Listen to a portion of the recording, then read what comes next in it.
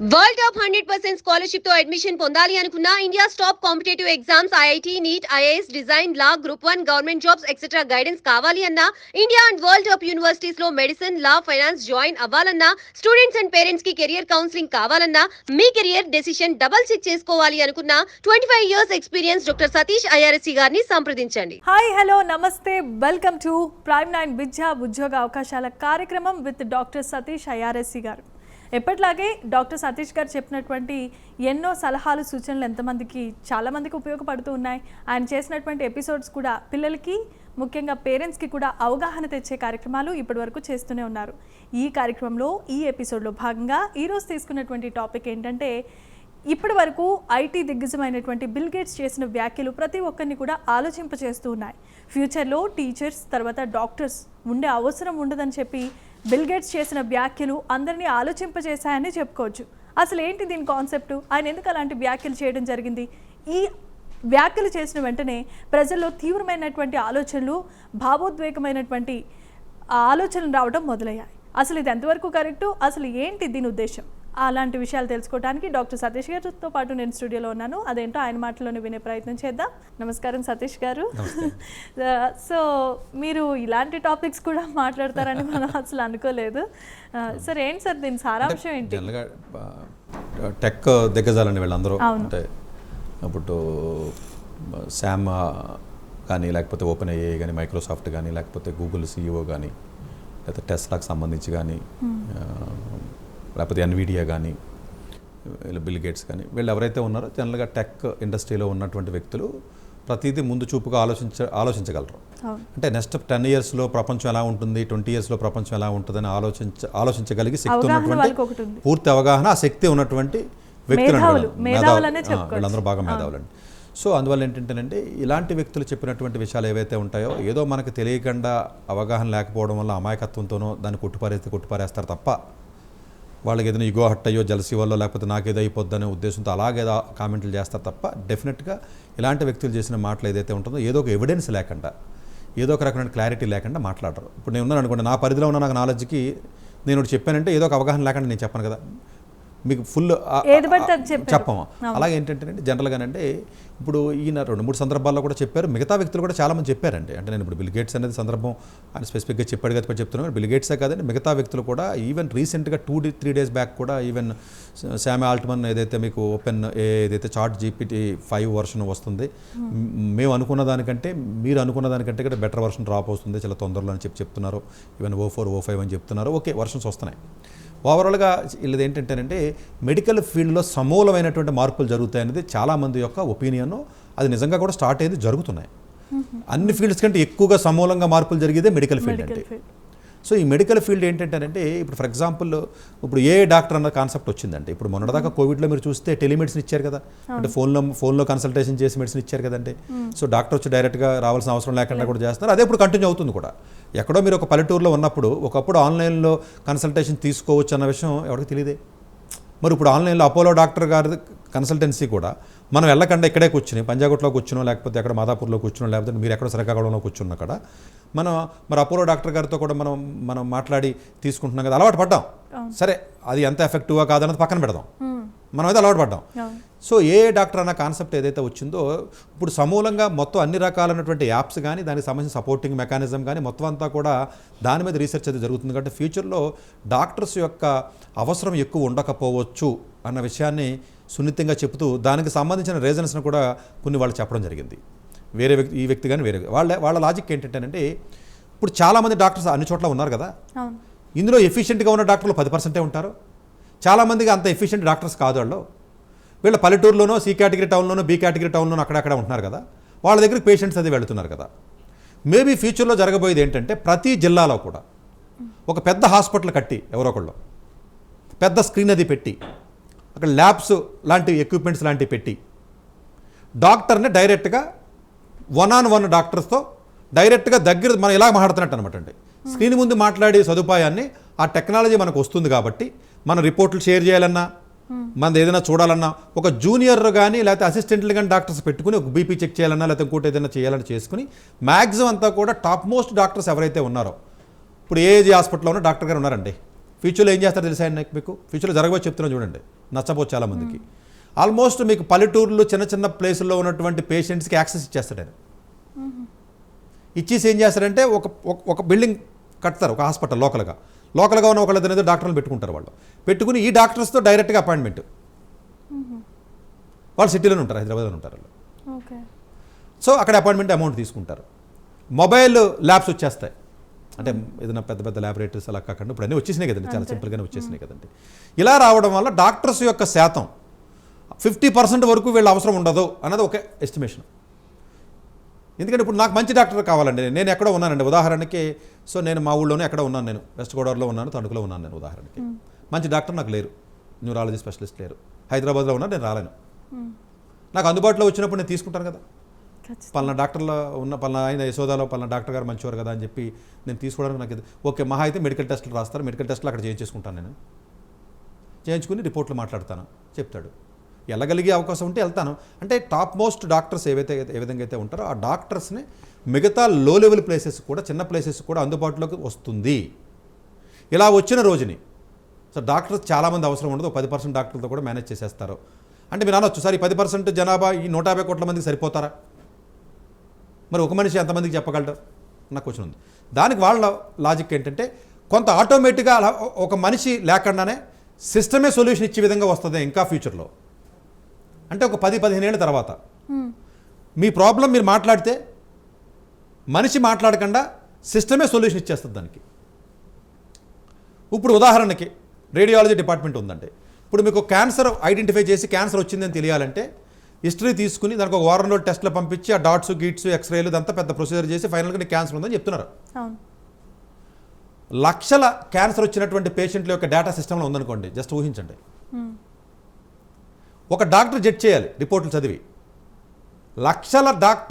లక్షల పేషెంట్ల యొక్క డాక్టర్లు, వేల మంది పేషెంట్ల యొక్క డాక్టర్ల యొక్క రిపోర్ట్స్, పేషెంట్ యొక్క డేటా నేను ఇచ్చి ఏ మోడల్కి ట్రైన్ చేశాను అనుకోండి, ఏ మోడల్ని అంతే కదా, ట్రైనింగ్ చేయాలి కదా, మోడల్కి ట్రైనింగ్ ఇచ్చా, మీరు రిపోర్ట్ పెట్టకని అది చెప్పేస్తుంది.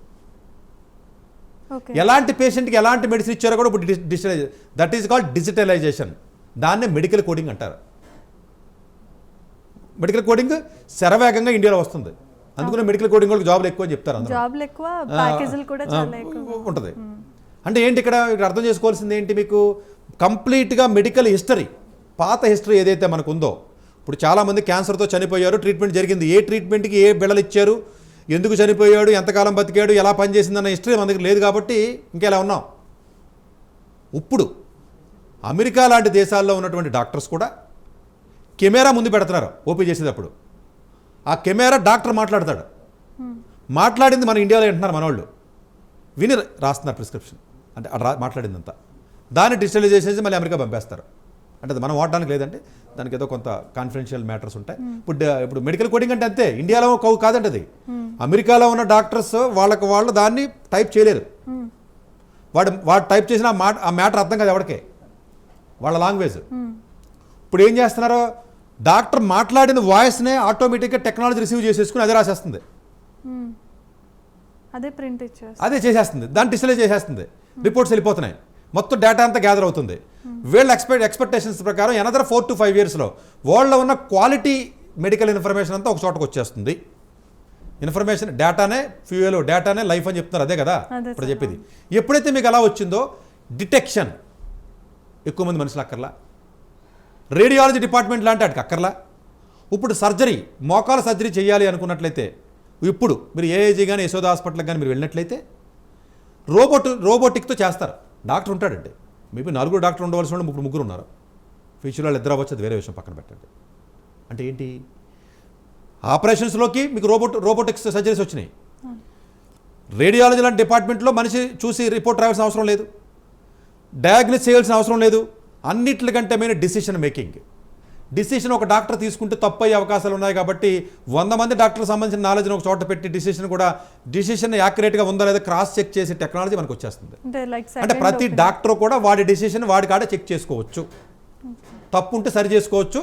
ఇది యాక్యురసీ పెరుగుతుంది, పేషెంట్స్కి మంచిది, మనుషులకు మంచిది. ఇది టెక్నాలజీ మంచిదే. ఇది అది ఒక డాక్టర్ రాసిన తప్పు అవ్వచ్చు కదండి, అతను జడ్జ్ చేయలేకపోవచ్చు కదా. అందుకని కొంతమంది సెకండ్ ఒపీనియన్ కూడా ఇప్పుడు second opinion technology, yes second opinion అక్కర్లా. ఎస్ సో ఇది అలాగే టీచర్స్ కూడా అదేనండి. ఇప్పుడు ఏదైతే టాప్ ఫ్యాకల్టీ ఫర్ ఎగ్జాంపుల్ ఎవరో ఉన్నారండి, ఇప్పుడు నేను 1 రూపీ ఎడ్యుకేషన్ ప్రాజెక్ట్ అని చెప్పి అన్నాను, మీకు చాలాసార్లు చెప్తున్నాను. ఆ ప్రాజెక్ట్ ఎప్పుడో నేను 4 ఏళ్ల క్రితం నేను ఊహించి చెప్పిన ప్రాజెక్ట్ అది. బట్ అది నా మరి దురదృష్టం అదృష్టం అది ఇంకా పట్టాలు ఎక్కట్లేదు. కానీ అక్కడ కూడా అంతే, ఒక ఫ్యాకల్టీ కాడికి 2 కోట్లు ఇస్తాం శాలరీ, వాడి చేత పాఠం చెప్పించి రూపాయికి 1 రూపాయి తీసుకుని వదిలేస్తాం అందరికి, 1 లక్ష మందికి అయిపోయింది అంతే. ఫ్యాకల్టీ బెస్ట్ ఫ్యాకల్టీ ఉన్నాడండి, 1 కోటి రూపాయలు శాలరీ ఇచ్చారండి. ఇప్పుడు అందరూ అకాడమీ వాడు లేకపోతేనేమో ఫిజిక్స్ వాళ్ళ వాడు లూటింగ్ చేసేస్తున్నాడు జనాల దగ్గర. అది సబ్స్క్రైబర్స్ 1,00,000 మంది ఉన్నా కూడా 1,000 కోట్లు, వాడు 2,000 కోట్ల రూపాయలకి ఇన్కమ్ ట్యాక్స్ కట్టాడు ఫిజిక్స్ వాళ్ళ, 3,000 కోట్లకి. రకరకాల బ్లాక్లు కాకుండా వైట్ చెప్తున్నాను నేను. సో మీకు ఎప్పుడైతే మీకు ఎడ్యుకేషన్ హై క్వాలిటీ ఉన్న టీచర్లు తక్కువ మన భారతదేశంలో, మిగతాదంతా మిడిల్ క్లాస్ టీచర్స్ ఎక్కువ ఉంటారండి. మీరు అబ్జర్వ్ చేయండి, ఒక 10 స్కూల్స్ గురించి మాట్లాడినటువంటి పేరెంట్స్తో, సార్ మా స్కూల్లో టీచర్ బాగా చెప్పట్లేదు, మాకు అవకాశం లేదు, మేము అక్కడ పల్లెటూరులో ఉన్నాం, విజయనగరంలో ఉన్నాం, అది అక్కడెక్కడ అనంతపురంలో ఉన్నాం అని చెప్తున్నారు. ఇది ఉండదు ఫ్యూచర్లో. బెస్ట్ టీచర్ ఎవడో ఉంటాడు, వాడి క్లాసు హైయెస్ట్ క్వాలిటీ. ఇప్పుడు మీరు అనొచ్చు, ఇప్పుడు ఆన్లైన్ ఎడ్యుకేషన్ ఉంది కదా, మరి హైయెస్ట్ క్వాలిటీ ఎవరంటే ఇవ్వట్లా. అది ఇవ్వాలనేది నా తపన. మేబీ అది అవుతుందో తెలియదు, బట్ చాలా మంది చెప్పాను, నేను కాకపోతే గవర్నమెంట్ నేను చేయమని చెప్పి మన ఆంధ్రప్రదేశ్ గవర్నమెంట్ కూడా సజెషన్ ఇచ్చి వచ్చాను నేను. ఒరే బాబు, గవర్నమెంట్ మీరు ఎన్నో కోట్లు ఖర్చు పెడుతున్నారా బాబు, కొంచెం మంచి ఫ్యాకల్టీని పెట్టి ఎవరినో ఒకటి పెట్టి డిప్యుటేషన్లో ఎవరినో ఒకటి ఐఏఎస్ ఉండే ఐపీఎస్ ఉండే. నేను చెప్తాను నువ్వు వచ్చే డిప్యుటేషన్ కానీ అడుగుతున్నాను నన్ను. మన అస్సాంలో అడిగిన నన్ను రమ్మంటారు, సలహాలు చెప్తుంటే భయం వేస్తుంది నాకు వెళ్ళకి. నేను రమ్మంటున్నారు, ఒరే బాబు నేను బయట ఉంటాను రా బాబు, నేను వచ్చి ఇప్పుడు గవర్నమెంట్ ఇవన్నీ మనం ఇవన్నీ రకరకాల నొప్పులు ఉంటాయి కదా అంటే, సరే అలా అంటే సరే మీరే అంటే అలా, మీరే అంటే అలా అంటే అలాగని చెప్పి నన్ను అంటే అంటారు. కానీ అది పక్కన పెట్టండి, అది వేరే విషయం, దాంట్లో చాలా ఆస్పెక్ట్స్ ఉంటాయి, పక్కన పెట్టండి. బట్ ఓవరాల్గా మీరు చెప్పాలి, మీ ఓవరాల్గా దీని అండర్స్టాండింగ్ ఏంటంటే, బెస్ట్ క్వాలిటీ ఉన్నటువంటి డాక్టర్స్ కానీ బెస్ట్ క్వాలిటీ ఉన్న టీచర్స్ మీకు 10% ఉన్నారు, లెస్ దాన్ 10%, 5% ఉంటారు. వీళ్ళ సర్వీసెస్ని ప్రపంచవ్యాప్తంగా దేశవ్యాప్తంగా వ్యాపింప చేయడం కుదురుతుంది. ఇది దీని బాటం లైన్ అండి. మేబీ దానికి అసిస్టెంట్లో నర్సులో ఉన్నట్టుగా అసిస్టెంట్లు ఉంటారు, ఆడుంటాడు ఈడుంటాడు, తక్కువ జీతాలకు పెట్టుకుంటారు, నడిపిస్తారు. ఈ టెక్నాలజీ యొక్క ఇన్వాల్వ్మెంట్ పెరుగుతుంది. ఇప్పుడు రేడియాలజీ డిపార్ట్మెంట్కి వచ్చింది, సర్జరీ డిపార్ట్మెంట్కి వచ్చింది, ఇప్పుడు కార్డియాలజీకి ఆల్రెడీ వచ్చింది. ఇది నెమ్మదిగా 4-5 ఇయర్స్కి ఇంకొంచెం పెరిగి మెడికల్ డేటా అంతా ఒక చోటకు వచ్చి డిసిషన్ మేకింగ్లో కూడా మిషన్ తీసుకుని డిసిషన్ మేకింగ్ కూడా తీసుకోగలిగితే that is called artificial super intelligence అంటారండి దీన్నే. Artificial narrow intelligence, artificial general intelligence, artificial super intelligence, 3 పదాలు. ఇప్పుడు ఆర్టిఫిషియల్ జనరల్ ఇంటెలిజెన్స్లో ఉన్నాయి. మనిషి మేధాశక్తికి మిషన్ మేధాశక్తి సమానంగా ఉన్నట్లయితే దాన్నే ఆర్టిఫిషియల్ జనరల్ ఇంటెలిజెన్స్ అంటారు. మనిషి మేధాశక్తి కంటే ఎక్కువగా ఉన్నట్లయితే దాన్నే ఆర్టిఫిషియల్ సూపర్ ఇంటెలిజెన్స్ అంటారండి. ఈ ఆర్టిఫిషియల్ సూపర్ ఇంటెలిజెన్స్ కుదురుతుందా రాదు అని రకరకాలుగా చాలామంది చెప్తున్నారు. 100% వచ్చి తీరుతుంది. అలా అంటే సతీష్ గారు టెక్నికల్ ప్రేమ లేదా టెక్నోక్రాట్ లేకపోతే టెక్నాలజీ మీద ప్రేమ అని చెప్పి అనుకుంటారు. కానీ దానికి నేను ఎన్నో రోజుల నుంచి చెప్తున్నాను. మీకు ప్రూఫ్ ఇప్పుడు ఏంటంటే, ఇప్పుడు గూగుల్లోకి వెళ్ళిపోండి చక్కగా. Just artificial ASI artificial super intelligence ప్రపంచవ్యాప్తంగా ఎప్పటి వరకు లేనటువంటి $300 billion investment, $300 billion US investment. Soft bank అని జపాన్లో ఒక బ్యాంక్ ఉంటుంది, వాడు వచ్చి ఇన్వెస్ట్మెంట్ చేశాడండి. అంటే దాని లెవెల్ ఏ రేంజ్లో ఉందో అర్థం చేసుకోవచ్చు. మైక్రోసాఫ్ట్కి ఇచ్చాడు, ఓపెన్ అయ్యేవాడికి. ఫస్ట్ ఇయర్ $40 బిలియన్ రిలీజ్ చేస్తానని చెప్పాడు. అంటే మొట్టమొదటి హయ్యెస్ట్ లెవెల్ ఆఫ్ ఫైనాన్షియల్ ఏదైతే ఇన్వెస్ట్మెంట్ ఉందో 300 బిలియన్ అని ఆర్టిఫిషియల్ సూపర్ ఇంటెలిజెన్స్ వస్తుంది. 2030 కల్లా టార్గెట్ పెట్టాడు. 2030 మరి డబ్బులు పెట్టినట్టు టార్గెట్ పెడతాడు కదా, ఇన్ని బిలియన్ పెట్టాడు. ఆలీబాబా ఉంది మీకు, చైనాలో కంపెనీ, టెస్సెంట్ కంపెనీ కానీ, వాళ్ళు కూడా ఇన్వెస్ట్మెంట్ పెట్టి ఆర్టిఫిషియల్ ఇంటెలిజెన్స్ స్టార్ట్ చేశారు. Quantum computing, artificial intelligence, 6G technology, వీటి మీద హ్యూజ్ ఇన్వెస్ట్మెంట్ జరుగుతున్నాయి. చాలామంది తెలియదు అన్నీ. ఆ డీల్స్ ఐడియా ఉండదండి జనరల్గాను. ఏ కంపెనీతో డీల్ పెట్టుకుంది, దేని మీద ఇన్వెస్ట్మెంట్ పెడుతున్నారు, టెక్నాలజీ 5 ఏళ్ళ తర్వాత ఏమవుతుంది, వాళ్ళు డబ్బులు పెట్టుడు ఊరిని ఎత్తుకుంటాడండి. ఇది వస్తుంది ఏంటని చెప్పి అనొచ్చు, సోఫాల్లో కూర్చుని వచ్చేస్తుంది. మరి అది వస్తారు ఎప్పుడు చెప్తున్నాను కదా నేను. చాలామంది నమ్మలేదు కదా. ఇప్పుడు 300 బిలియన్ ఇన్వెస్ట్మెంట్ పెట్టేశారు కదా, 10 రోజులు అయిందని పెట్టింది. ఈ విషయాన్ని మనం 1 year చెప్తున్నాం, 2 ఏళ్ళ నుంచి. ఇప్పుడు కొత్తగా చెప్పింది కాదండి ఇది. అంటే ఇప్పుడు నెంబర్ని మీకు చెప్తున్నాను కొత్తగాను. సో ఇలాగే మీకు కంప్లీట్గా ఏ డాక్టర్ వచ్చేస్తాడో, ఏ టీచర్ వచ్చేస్తుంది. మీరు భయపడుతున్నారు ఏంటని చెప్పి అనొద్దు కానీ నన్ను. దీనికి సిద్ధంగా ఉండమని చెప్తున్నాను నేను. తుఫాన్ వస్తుందండి, మీరు ఆపలేరు. తుఫాన్ వస్తుంది, మీరు ఆపలేరు. జాగ్రత్తగా ఉంటారని చెప్పగలను అంతే. అంతే. భయపడినట్టు ఎలా అయింది అది? ఒక హెచ్చరిక అంతే. అంటే ఆ 10% పీపుల్లో మీరు ఉన్నంత వరకు మీకు సేఫ్. టెక్నాలజీని తయారు చేసి టీంలో మీరు ఉంటే సేఫ్ అండి. జాబ్ మారితే పోతే, జాబ్ పోతే పోయింది, ఇంకో జాబ్ వస్తుంది, అది ఇట్స్ డిఫరెంట్ స్టోరీ. ఓవరాల్గా మనం అండర్స్టాండ్ చేసుకోవాల్సింది ఏంటంటే ఫ్యూచర్లో అసలు టెక్నాలజీకి సంబంధం లేని ఉద్యోగాలు అని ఉంటే చెప్పండి అనుకుంటే మేబీ ఎనర్జీ సెక్టర్ కానీ, లేకపోతే సస్టైనబుల్ డెవలప్మెంట్ కానీ, లేకపోతే నర్సులు కానీ, కొంచెం humanity, human touch, emotion touch ఉన్న జాబులు మాత్రం పోవు. అంతే కదండి, ఎందుకంటే కొంచెం హ్యూమన్ రిలేషన్స్ ఉంటాయి కాబట్టి. ఈ టెక్నాలజీ అనేది జనరల్గా చాలా శరవేగంగా పెరుగుతుందండి. 10 సంవత్సరాల తర్వాత, ఎగ్జాక్ట్గా 10 years తర్వాత మీరు అనొచ్చు, సార్ రోబో టీచర్స్ వచ్చినాయా అని అడగచ్చు. కేరళలో దయచేసి గూగుల్ చేయండి అమ్మా. నేను ఏదైనా ఒక మాట చెప్పినప్పుడు వీలున్నంత వరకు కూడా ఏదో మీరు రాంగ్గా అర్థం చేసుకోవడం మానేసి, అత్తమాను మొబైల్ చేతిలో ఎడుతుంది కదా, పనికి మళ్ళీ చెత్త అంతా చూస్తున్నారు కదా, నేను చెప్పింది చూడండి, గూగుల్లోకి వెళ్ళండి. కేరళ స్కూల్లో robo teacher artificial intelligence use చేసి రోబోటిక్ టీచర్తో ఆల్రెడీ క్లాసులు చెప్పించారు. అంటే ఇంకా చెప్పిస్తున్నారా సార్? అంటే ఆల్రెడీ స్టార్ట్ అయింది, డెమో వచ్చింది. ఓకే, సరే 1 year 2 years 3 years మీకు ఆటోమేటిక్గా ఫైనల్ వర్షన్ వస్తుంది కదా, రాకముంది. ఇప్పుడు ఆల్రెడీ ఏ టీచర్స్ వచ్చేసారండి, మీరు అడిగితే మిమ్మల్ని కస్టమైజ్ చేసి మీకు చెప్పేస్తున్నారు లెసన్స్. వాళ్ళు టెక్నాలజీ వచ్చింది. ఇప్పుడు టెస్లా వాడు రోబోట్స్ ఎలా తయారు చేస్తాడు తెలిసాడు. మీకు హెయిర్ కటింగ్ కావాలనుకోండి, రోబోని తయారు చేసి ఇచ్చేస్తాడు $10,000. అది చేసేస్తుంది అంతే. దేనికి దానికి ఏ వర్క్ ఆ వర్కే. ఆల్రెడీ దాని మీద ఇన్వెస్ట్మెంట్ పెరిగి జరుగుతున్నాయి. ఆల్రెడీ అనౌన్స్ చేశాడు, వస్తుంది కాదండి, జరుగుతున్నాయి, దాని మీద ఇన్వెస్ట్మెంట్స్ జరుగుతున్నాయి మనకి. సో ఓవరాల్గా ఏంటంటేనంటే ఒకే ప్లేస్లో టాలెంట్ని పెట్టి ప్రపంచాన్ని శాసిద్దామని చూస్తున్నారు వాళ్ళు. బెస్ట్ మైండ్స్లో చోట పట్టుకొస్తున్నారండి. కోట్లలో బిలియన్స్లో శాలరీస్ ఇచ్చి కంపెనీస్ని ఫ్లోట్ చేస్తున్నారు. బెస్ట్ మైండ్ని తీసుకొచ్చి చేస్తున్నారు. దీనికి మళ్ళీ పోటీగా వేరే కంపెనీ, ఒక యూఎస్ ఒకటి డామినేట్ చేస్తా అనుకోండి, చైనా ఉంది, లేకపోతే యూరోప్ ఉంది, రకరకాల కంపెనీస్ని డామినేట్ చేసుకుంటూ వస్తున్నాయి. ఎవడో కూడా ఏదో టెక్నాలజీ కనిపెడతానే ఉంటాడండి. ఇప్పుడు మొన్నటిదాకా యూఎస్ ఒకటే కనిపెట్టేదాకా వెయిట్ చేసి చూడాలి మనం. ఇప్పుడు ఎప్పుడైతే మీకు డీప్ సీక్ బయటకు వచ్చిందో, మార్కెట్లోకి వచ్చిందో, మొత్తం ప్రపంచం మొత్తం ఓపెన్ అయిపోయింది, కోడ్ ఓపెన్ సోర్స్ అయిపోయింది మొత్తం అంతా. ఇప్పుడు ఎవడో ఏం కనిపెట్టి ఏం వదులుతాడో తెలియదు. కాంపిటీషన్ పెరిగిపోయింది. ఈ కాంపిటీషన్ పెరగడం వల్ల చీప్ ప్రోడక్ట్ వచ్చేస్తుంది, చీప్గా అయిపోతుంది, ప్రోడక్ట్ చీప్ అయిపోద్ది. ఇప్పుడు మీకు ఇప్పుడున్న టెక్నాలజీ, ఇప్పుడు 6G టెక్నాలజీ వస్తుంది, ఇంకా చీప్ అయిపోద్ది మొబైల్. ఒక్క సెకండ్లోనే మొబైల్ డౌన్లోడ్ అయిపోద్ది మూవీ. ఒక్క సెకండ్, మీరు కరెక్ట్గానే విన్నారు, 1 secondలో ఒక మూవీ డౌన్లోడ్ చేయొచ్చు 6Gలో. 1000 times స్పీడ్ ఉంటుంది. అంటే జనాలు నాశనం అయిపోయి చెప్తున్నారు, వేరే విషయం పక్కన పెట్టండి, కానీ నాశనం అయిపోయిందని చెప్తున్నారు కానీ, బట్ ఓవరాల్గా జరగబోయేది అయితే మీకు ఈ విధమైనటువంటి అంటే మీకు ఏంటంటేనంటే జనరల్గా అంటే ఎడ్యుకేషన్లో కూడా సమూలమైన మార్పులు ఎలా జరుగుతాయంటే వాళ్ళు చెప్పేది ఏంటంటే ఆన్లైన్ డిగ్రీస్, ఆన్లైన్ సర్టిఫికెట్స్, అసలు స్కూల్కి వెళ్ళకుండా కాలేజీతో అవసరం ఉందా క్వశ్చన్. దీని మీద ఆల్రెడీ జరుగుతుంది చాలా. ఇంట్లో కూర్చొని మీకు సర్టిఫికేట్ ఆన్లైన్ స్కూల్ వచ్చింది ఆల్రెడీ.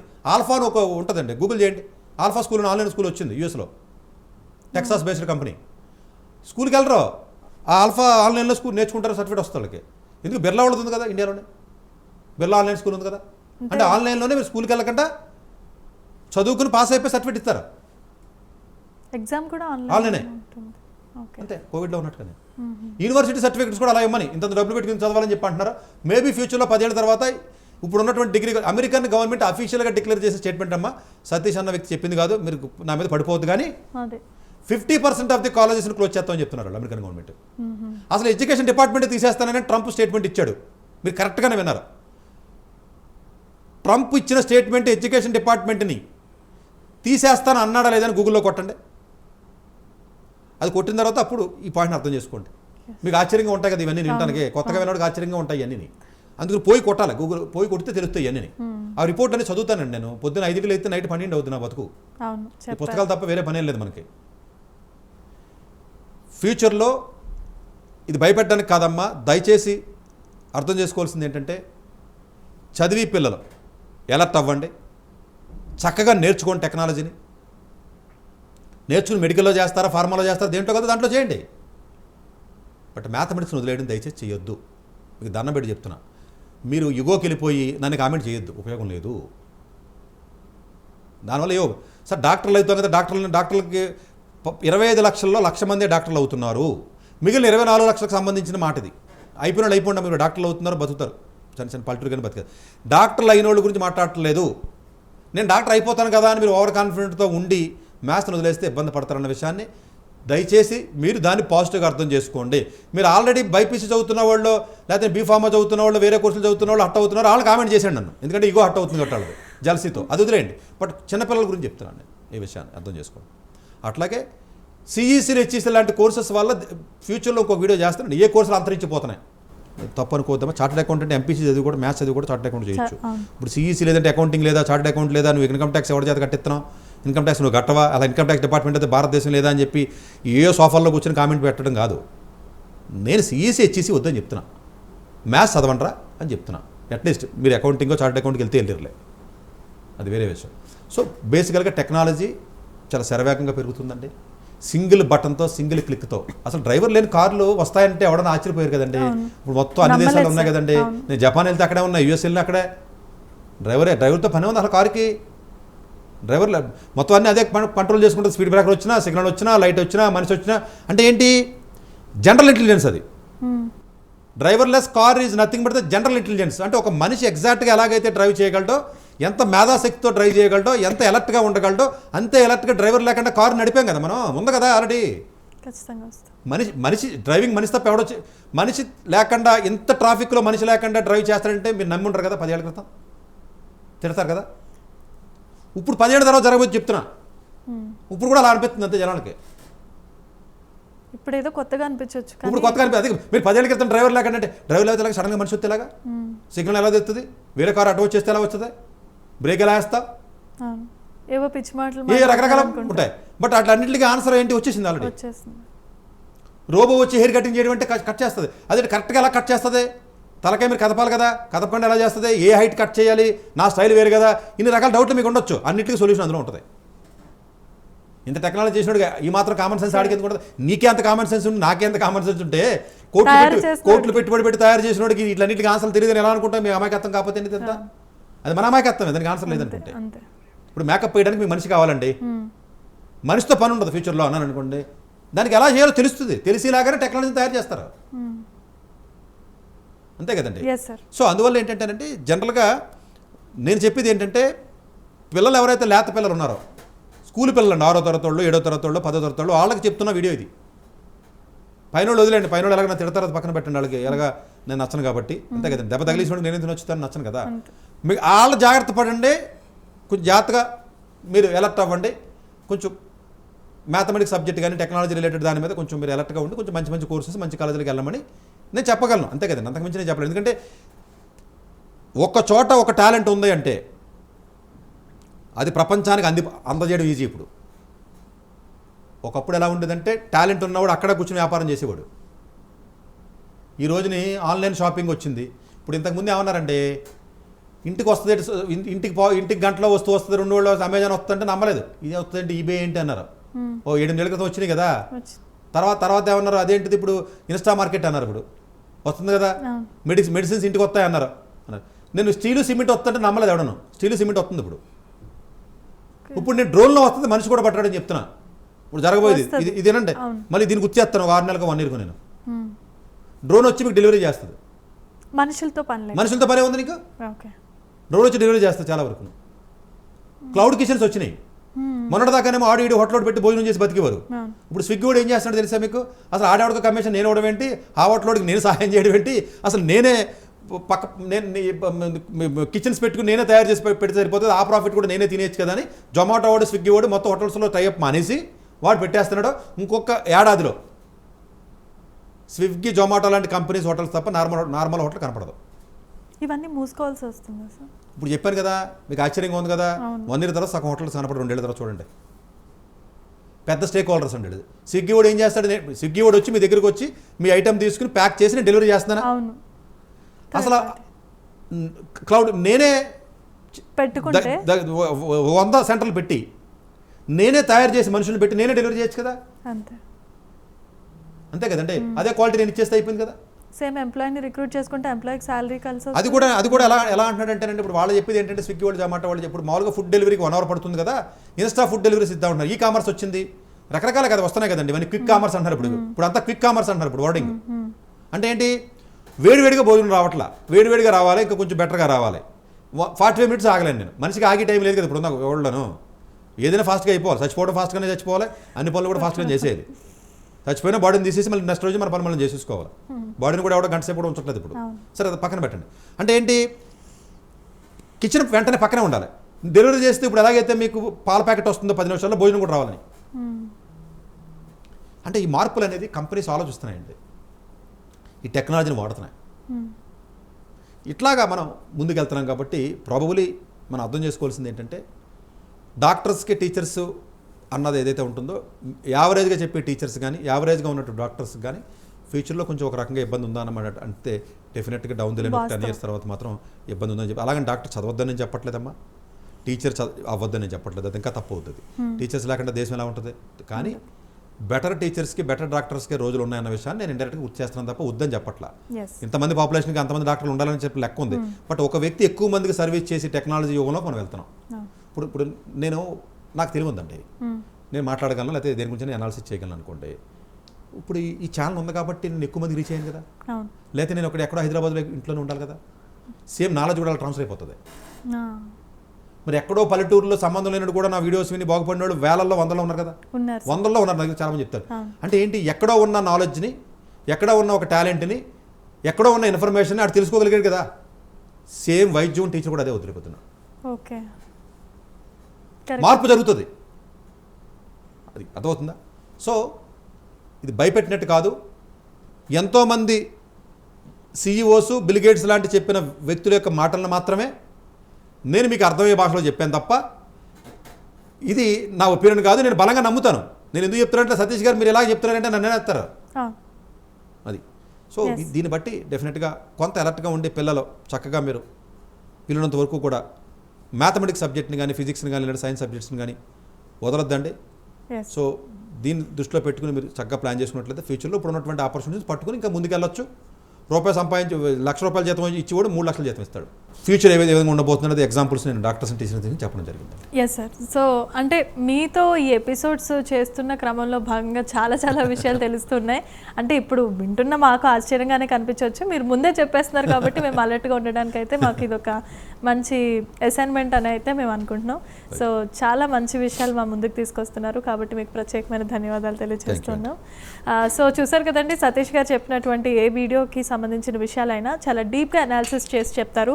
ఇప్పుడు చెప్పినటువంటి ఈ విషయం కూడా బిల్ గేట్స్ అలాగే ఒక పెద్ద పెద్ద ఐటీ దిగ్గజాలు వాళ్ళ అనాలిసిస్ చేసి చెప్పిన విషయాలే మీ ముందుకి డాక్టర్ సతీష్ గారు తీసుకొచ్చే ప్రయత్నం చేశారు. కాబట్టి మీరు నెగిటివ్ కామెంట్స్ చేయడం మానేసి విషయాన్ని అర్థం చేసుకొని ఫ్యూచర్లో ఎలా ఉండాలి అనే విషయం మీద మీరు ఫోకస్ పెట్టాల్సిందిగా మనవి చేస్తున్నాం. ఇది ఇవాళ ఎపిసోడ్లోని కార్యక్రమం. మరో కార్యక్రమంతో మళ్ళీ కలుద్దాం. అంతవరకు చూస్తూనే ఉండండి ప్రైమ్ 9. డాక్టర్ ఏ సతీష్ గారు ఏపీ తెలంగాణ విద్యార్థులకు సుపరిచితమైన పేరు. సతీష్ గారు 2001 యూపీఎస్సీ పరీక్షల్లో ఉత్తీర్ణులై ఇండియన్ రైల్వే విభాగంలో ఉద్యోగం సాధించారు. సతీష్ గారు చదివిన చదువులు engineering, MTech, MBA, executive MBA, MSc, MBA HR, MA psychology లాంటి పోస్ట్ గ్రాడ్యుయేషన్ డిగ్రీలతో పాటు డాక్టరేట్ కూడా చదవడం జరిగింది. డాక్టర్ సతీష్ గారు నిరంతర విద్యార్థి. అలాగే సతీష్ గారు పలు ప్రతిష్టాత్మక కాంపిటేటివ్ పరీక్షల్లో యూపీఎస్సీ నిర్వహించే సివిల్ సర్వీసెస్ పరీక్షల్లో 159వ ర్యాంక్, అలాగే ఇంజనీరింగ్ సర్వీస్లో 24వ ర్యాంక్, గేట్ ఎగ్జామ్లో 4వ ర్యాంక్, క్యాట్ ఎగ్జామ్లో 99.8%, జీమాట్ ఎగ్జామ్లో 760 స్కోర్, ఇలా పలు కాంపిటేటివ్ ఎగ్జామ్స్లో మొదటి ప్రయత్నంలోనే ఎన్నో ర్యాంకులు సాధించారు. ఇన్ని క్వాలిఫికేషన్స్, డిఫరెంట్ కాంపిటేటివ్ పరీక్షల్లో ర్యాంకులు సాధించిన వ్యక్తులు మన ఇండియాలో చాలా అరుదని చెప్పాలి. ఇలాంటి అకాడమిక్ల పరంగా, కాంపిటేటివ్ల పరంగా ఇన్ని ర్యాంకులు సాధించడంతో పాటుగా గవర్నమెంట్ ఉద్యోగం చేస్తూ పలు అవార్డులు తీసుకున్నారు. సతీష్ గారికి జనరల్ మేనేజర్ అవార్డు జోనల్ లెవెల్లో, ఆల్ ఇండియా లెవెల్లో నేషనల్ లైఫ్ టైమ్ అచీవ్మెంట్ గుర్తింపులు దక్కాయి. అప్రిసియేషన్ ఆఫ్ ప్రెసిడెంట్ ఇండియా నుంచి గానీ life time Seva Sri award from Andhra Pradesh మంత్రుల నుంచి అందుకున్నారు. వీటితో పాటు పలు రకాల అవార్డులు అందుకున్నారు. ఎన్నో ప్రతిష్టాత్మక ఆర్గనైజర్స్ సంస్థలో పర్మనెంట్ మెంబర్గా ఉన్నారు.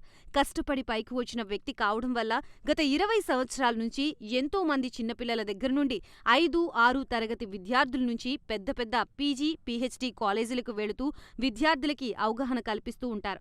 ప్రతి విషయంపైన డాక్టర్ సతీష్ గారు స్పష్టమైన అవగాహన కలిగి ఉన్నారు. డాక్టర్ సతీష్ బలంగా నమ్మే సూత్రం ఏంటంటే అవేర్నెస్ ఈజ్ ఎవ్రీథింగ్. మనిషికి అవేర్నెస్ ఉంటే ఏదైనా సాధించగలరు. ఒక్క మోటివేషన్తోనే కాదు, ఏది చెయ్యాలి, ఏది చేయకూడదు, ఎలాంటి డెసిషన్ తీసుకోవాలనే విషయాలపై, ముఖ్యమైన విషయాలపై అవగాహన కల్పిస్తూ ఉంటారు. అలాగే గవర్నమెంట్, ప్రైవేట్ జాబ్లే కాకుండా ప్రపంచ దేశాల్లోని జాబ్స్పై కూడా అవగాహన కల్పిస్తూ ఉంటారు. ఉద్యోగాలతో పాటు పెద్ద చదువులైన ఐఐటి వంటి వాటిపై సెషన్స్ నిర్వహిస్తూ ఉంటారు. ఇప్పటి వరకు 3 లక్షల సెమినార్లు ఒక్క రూపాయి తీసుకోకుండా ఉచితంగా నిర్వహించారు. ఇందులో భాగంగా మన ప్రైమ్ 9 ద్వారా విద్యార్థులకి మోటివేషన్ ఇవ్వడానికి మీ ముందుకు వస్తున్నారు డాక్టర్ సతీష్ గారు. వరల్డ్ టాప్ 100% స్కాలర్షిప్ తో అడ్మిషన్ పొందాలి అనుకున్నా, India top competitive exams IIT, NEET, IAS, design, law, group 1 government jobs etcetera guidance కావాలి అన్నా, India and world top universities లో మెడిసిన్, లా, ఫైనాన్స్ జాయిన్ అవ్వాలన్నా, స్టూడెంట్స్ అండ్ పేరెంట్స్ కి career counselling కావాలన్నా, మీ కెరియర్ డెసిషన్ డబుల్ చెక్ చేసుకోవాలి అనుకున్నా 25 years experience doctor Satish IRSC గారిని సంప్రదించండి.